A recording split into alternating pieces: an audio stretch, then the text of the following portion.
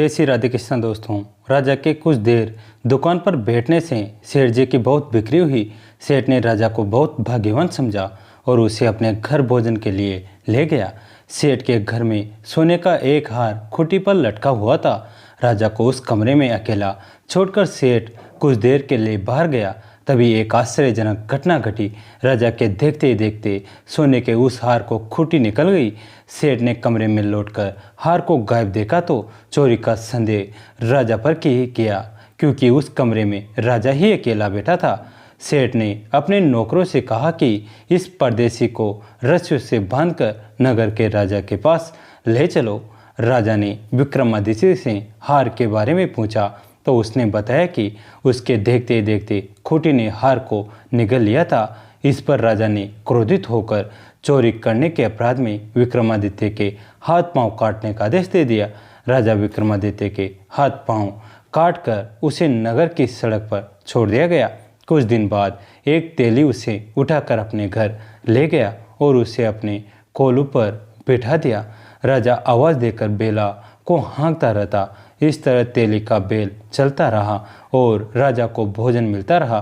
शनि के प्रकोप की 7.5 पूरी होने पर वर्षा ऋतु प्रारंभ हुई। राजा विक्रमादित्य एक रात मेघ मल्हार गा रहा था कि तभी नगर के राजा की लड़की राजकुमारी मोहिनी रथ पर सवार होकर उस तेली के घर के पास से गुजरी।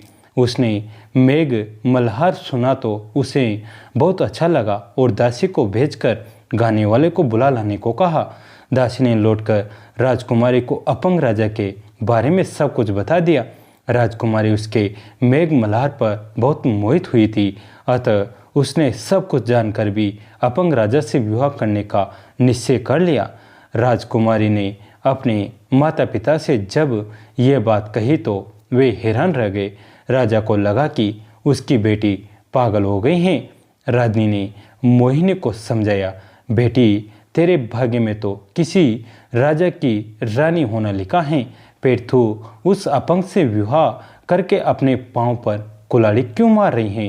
राजा ने किसी सुंदर राजकुमार से उसका विवाह करने की बात कही, लेकिन राजकुमारी ने अपनी जिद नहीं छोड़ी।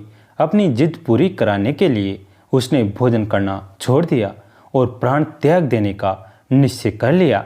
आखिर राजा रानी को विवश होकर अपंग विक्रमादित्य से राजकुमारी का विवाह करना पड़ा। विवाह के बाद राजा विक्रमादित्य और राजकुमारी तेली के घर में रहने लगे। उसी रात स्वप्न में शनिदेव ने राजा से कहा, राजा तुमने मेरा प्रकोप देख लिया, मैंने तुम्हें अपने अपमान का दंड दिया है। राजा ने शनिदेव से क्षमा करने को कहा और प्रार्थना की कि हे शनिदेव, आपने जितना दुख मुझे दिया है अन्य किसी को न देना। शनिदेव ने कुछ सोचते हुए कहा, राजा मैं तेरी प्रार्थना स्वीकार करता हूँ। जो कोई स्त्री पुरुष मेरी पूजा करेगा, शनिवार को व्रत करके मेरी कथा सुनेगा, उस पर मेरी अनुकंपा बनी रहेगी, उसे कोई दुख नहीं होगा। शनिवार को व्रत करने और चींटियों को आटा डालने से मनुष्य की सभी मनोकामनाएं पूरी हो जाती हैं। प्रातःकाल राजा विक्रमादित्य की नींद खुली तो अपने हाथ पांव देखकर राजा को बहुत खुशी हुई। उसने मन ही मन शनिदेव को प्रणाम किया। राजकुमारी भी राजा के हाथ पांव सही सलामत देखकर आश्चर्य में डूब गई।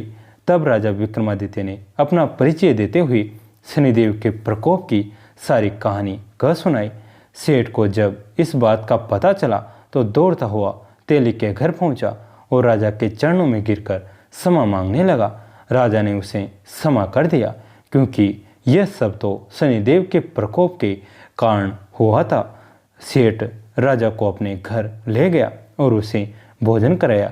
भोजन करते समय वहाँ एक आश्चर्यजनक घटना घटी। सबके देखते देखते उस खूंटी में वह हार उगल दिया। सेठ जी ने अपनी बेटी का विवाह भी राजा के साथ कर दिया और बहुत से स्वर्ण आभूषण धन आदि देकर राजा को विदा किया।